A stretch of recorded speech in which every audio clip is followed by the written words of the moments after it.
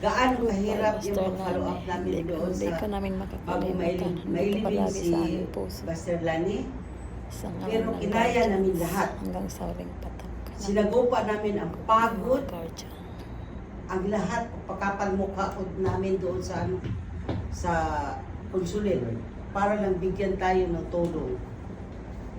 Sa awa ng Diyos naman, nabigyan tayo ng tulong sa konsulate. At saka pinaglaban ko noong i-fall out na yung bangkay ni Master Lani. Doon siya sa pinakataas eh. Pagbaba doon, umpisa nang umiyak si Mikay at saka si Marlene. Pero bago umiyak si Mikay at si Marlene, inutusan ko yung in-charge yun sa HR.